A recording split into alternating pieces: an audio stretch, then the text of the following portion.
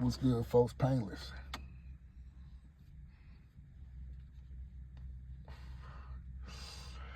Sitting back on my patio, enjoying me a nice stick. I wanted to talk about this. Gonna be a real good one.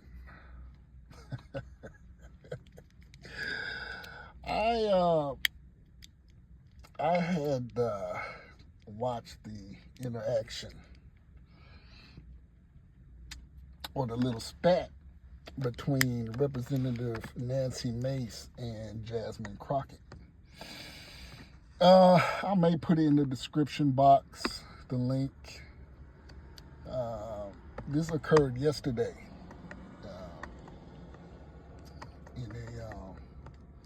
in a hearing. I don't know specifically what it was, but nevertheless, the spat. And I tell you, folks, this is why black men and black women, decent black men that got some sense, that have still some remnants of what manhood is. Even though we are progressing as a society, I agree with some others have said, with that of Sergeant Willie Pete and BGS, that we are, as black men, when you really step back and look at it, we are some of the most, if not the most progressive men in America. I would go so far as on the planet. And I've said to ad nauseum, folks, this whole divesting thing where you have certain sisters thinking that they can go elsewhere.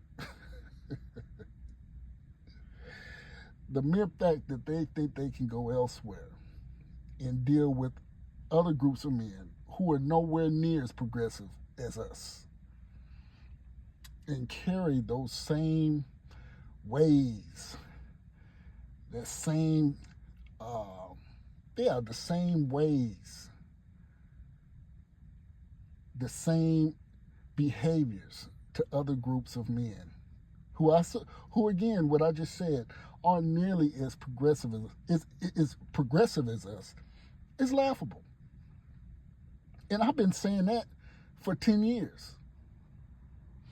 And it's refreshing to hear guys like BGS to still keep that flag of remembrance of that, to keep driving that point home, to let it know that, hey, there's guys out here that see what's going on, that knows what's going on. But again, it's laughable. We see sisters going over. What's the story of a sister that went over to Dubai thinking she can still Keisha it up and be that way? I think she's still in jail over there in the Middle East. Again, dealing with a group of people, a group of men, because men, even though there is some snippets of feminism even infiltrating Islam in the Islamic world, but nevertheless, men are still dominant in that part of the world. I was watching, and I'm about to get back on this topic. I was watching Napoleon. I think it's the Outlaws. Remember the Outlaws, Tupac's group back in the late 90s? They were around I want to say the early mid to late 90s. Tupac had a group called the Outlaws. And one of the guys, I believe it's Napoleon or Castro, he was one of the younger members of the Outlaws. And he resides in Saudi Arabia. And he it threw me, it made me look at it differently. He had a take on, because DJ Vlad asked him, so how do you like living in Saudi Arabia? And he went on about, I'm not a citizen yet, but I own businesses and things of that nature, and that the way he's able to stay there as a non-citizen is a certain status, a certain work visa that he has that I assume you have to have updated periodically, maybe every 5 to 7 years. But anyway, he said getting citizenship in Saudi Arabia is extremely hard. And he went on to talk about the reasons why, say they just don't want any and everybody over there, in Saudi Arabia. Ding, ding, ding, America. Hello, hint, I thought. They want the best, the brightest. They want people that are going to contribute to Saudi Arabian society, that are not going to be a detriment, that are not going to come to said country, in the case of Saudi Arabia, and get free health care, because this is something I didn't know as well. He said this out of his mouth. Saudi Arabia is a welfare country in which they give free education, free medical, other types of things to help their citizens. Ding, ding, ding, America, hint. May want to take notes on that. So yeah, it was extremely hard. But this is where it got me. So Vlad asked him, which he is a Jew or a individual that practiced Judaism, said, so what about the women? And this is where Vlad, to me, kind of went on his little, feminist male trope. So what about the women? It wasn't only too recently that Saudi Arabian women could drive, as if that's a dig. And I could tell that the outlaw member, I think it's Napoleon, whatever, he kind of smirked. And I knew what that smirk was. He was like, hey, if your intention is to try to put Islam in some type of machismo, female or male dominate, which it is, but if you're going to try to make it seem like, hey, Islam is still barbaric, that, hey, we don't care about women's rights, we keep our boot on women's throats and don't let them do anything, what about America? I'm just imagining the things that was going on in his head. But this is what he said. He said, a lot of time, he said what the Saudi Arabian men's concern was in terms of women not being able to drive, it wasn't a male versus female per se, as we here in the West, as we've always, even myself, had thought about in the West. It was a cultural thing. And I've said this about culture and classism. Many in the so-called black community can't understand or distinguish the two, or they do not try to see that a lot of things aren't about race. It's culture. And he said, Saudi Arabian men, it was more about, hey, as men do the driving here. Men do the driving here. Men do the brunt work because we take care of our women. He went on to say, this being Napoleon, he went on to say that, Napoleon of the Outlaws, he also went to add that, hey, women here are treated like princesses. Men take care, if I'm an uncle or that's my niece, I'm going to go through great lengths to protect her.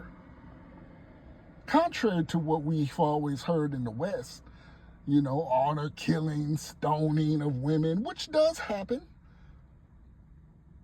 But no, and when you put it in that different paradigm, it makes sense. He said, if you're a Saudi Arabian man, and we see, and we're in the neighborhood, and I'm paraphrasing, and we're in the neighborhood, and we see a woman taking the trash out to the end of the driveway for the garbage man, people looking at looking at her like you crazy. They're looking at you as a man like you crazy. Like, hey, man, you're supposed to do that. And that when I heard that made me think differently about, it's a different spin in what you hear. Now, I know, see, this is contrary to those, not only in the so-called black community, but in the collective Western world, about men roles and women's roles, But to get back on that spat, I heard this sister named Jasmine Crockett, and she's touting the same old civil rights mumbo jumbo that has been passed down in the so-called black community. If it wasn't for, us sticking up for rights of others, I wouldn't be here in this seat, And I said to myself, see, black folk love to take that flag.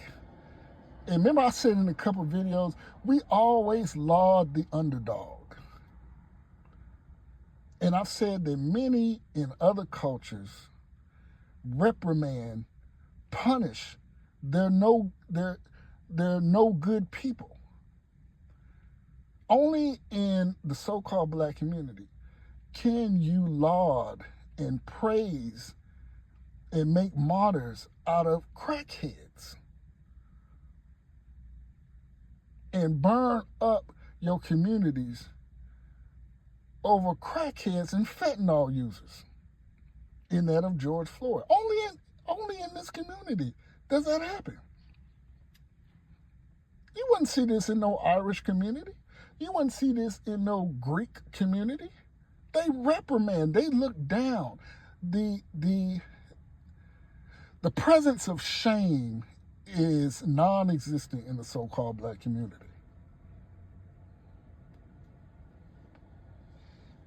And this just demonstrating here in the day. Now, Jasmine Crockett, she's relatively young. I know she's younger than me, and I'm a Gen Xer.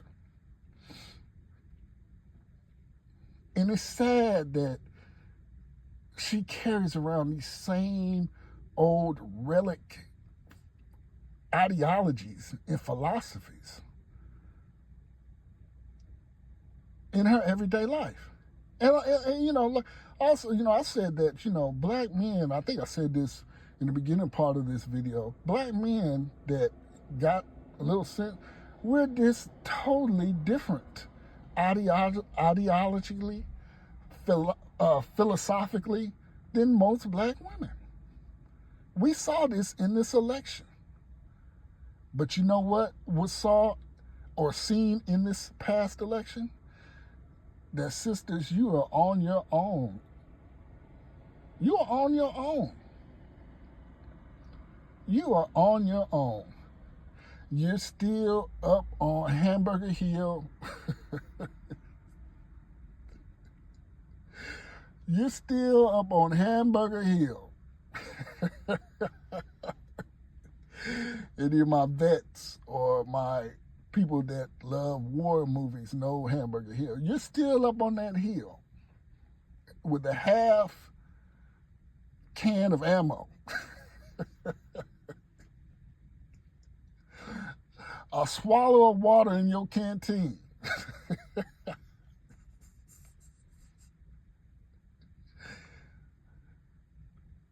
Living, one ration left, one piece of hardtack left. Fighting that fight by yourself. You alone with no armament, little to nothing to fight for. It's over. It's over. And the fact you had this Caucasian woman tell this sister what a real woman is the irony. And like I said about the Negro church, it's It's full of these types. This is why I do not fool with church. I would love to find a church home because I grew up in the church. But the church, the black church, quote unquote, is diabetic. It's different. It is so different. And I've given my reason. It's full of men who browbeat men, who try to chastise men into dealing with women who've made bad choices in mate selection and want us to, many of y'all know what I mean. But they believe in this. They believe in the God of civil rights. They believe in the God of Marxism, always taking the underdog instead of seeing things for what they are. And I've been hearing, as of late, people doing videos calling or alluding to that a lot of black women are teetering, teetering in this world of pedophilia. My grandfather, who passed back in 94, years ago, I was a teenager, he told me, he grew up in West Baltimore, and he told me that his first, now, see, this is old school. My grandfather, we grew up quick as Gen Xers, especially myself. My grandfather was a product of West Baltimore, and I told you, Baltimore being off the chain in the late teens up till now. It's always been active in that so-called community, black community of Baltimore. And he told me his first experience when he was 11 was by a grown, full, I'm not talking about he was 11, she was 16. He said a grown woman had her way with him in a basement. A grown damn woman. So this stuff has been going on, folks. But I say about the pedophilia, which I'm hearing guys kind of saying, hey, since they really low-key support that, it's true. It is true. How do you know this, Painless, other than citing what your grandfather told you? Well, the fact that you low-key support this, because the whole premise of the spat was rights of course, what many in the so-called black community have decided to fall on the sword for, LGBT rights. That, hey, even if you are a man and you think you're a woman, you should still be able to come into women's spaces. Which to me, what has those groups, what has this group up until, I don't know, maybe the 70s or the 80s, what were those groups classified as? What was that lifestyle classified as? I'll wait. Let me tell you. A mental illness. A mental illness. The fact that you like someone of the same sex was deemed a mental illness, I think, like I just said, up into the 70s or the 80s. And we know then there was a lot of PC going on, political correctness, things of that nature. Like I said, this ain't nothing new. All this stuff has just been remixed and repackaged, but it's always been there. So pedophilia falls under that as well. So essentially what you have is a lot of the so-called black community, especially black women, which black men who are shamed into following, again, one of the only groups whose women do this to, The Arab man, the Arab woman walks lock and stock and step with the Arab man. The Hispanic woman walks unified with Jose. Only in the so-called black community are the women browbeating, shaming, rejecting, holding back certain things, and the black man falls in line behind her. Painless doesn't do that. But yeah, so essentially, they support pedophilia. The Democratic Party is a party that supports pedophilia. When you really pull away the scab, or when you really take the top off and look at it for what it is, that's what they support. And here you have a Caucasian woman tell another woman, no, that's not the case. And like I said, we saw this during the election, folks. Keisha thought Becky was on the side. Maria was on the side. No. No.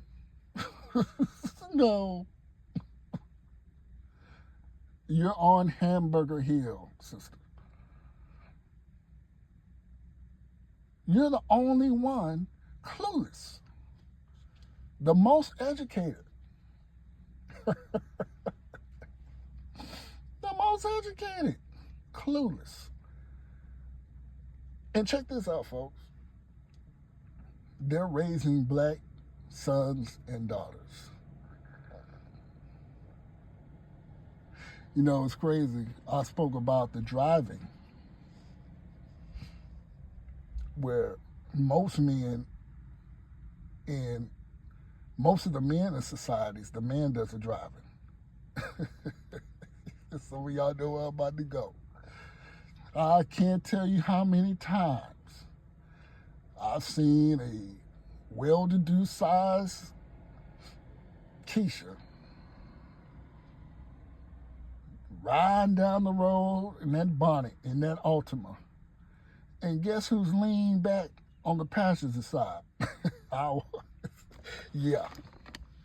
So, in the so-called black community, there's no concept of men taking lead and taking charge. And there's a variety of reasons, but I don't want to harp on that. I've said that. There's countless of videos about that. But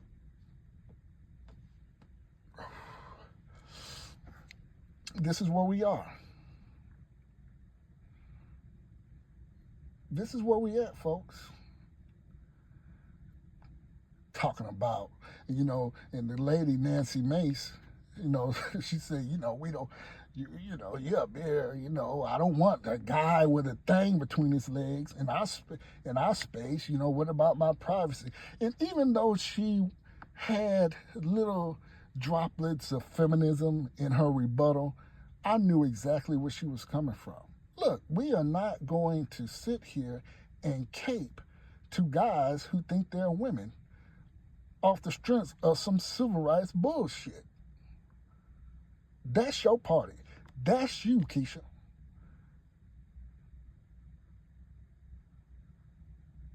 Up here capping, out here capping and caping for these transsexuals, and they beating your ass.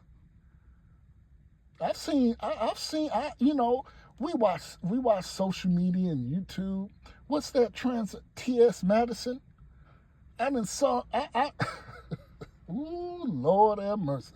I done seen him, her, whatever, talk so reckless and crazy to black women.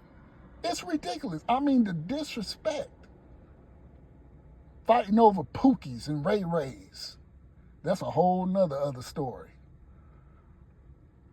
But yeah, folks, sisters, this is who you going to bat for? She's that are beating your ass, cussing you out, and in some cases, trying to tell you how to be a damn woman.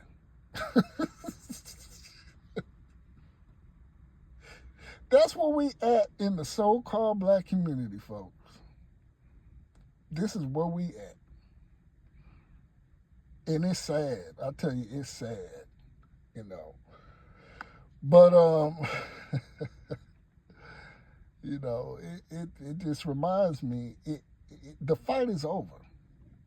The election, you know, you know, and people talking about Obama and Trump at the late President Jimmy Carter's funeral, skinning and grinning, chilling, chopping it up. And I said that. And I, you know, I tend to lean more right, but I know at the end of the day, they are two peas in the same pod. And I've been telling my folks this for years. It just so happened Trump in that party, the Republican Party, they align more with my beliefs. I don't cap for no Republicans. I'm not saying I'm a stop-star Republican. I like Trump, and I voted for Trump. You know?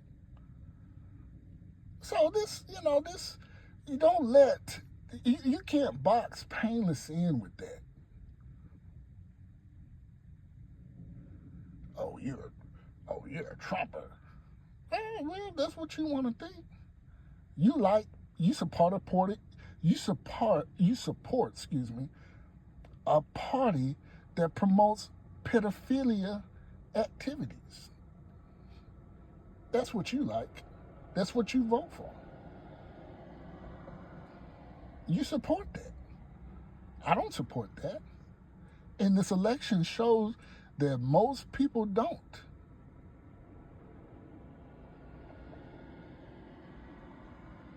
But yeah, like I said, you know, the irony of this white woman who has her shit together collectively, generally speaking,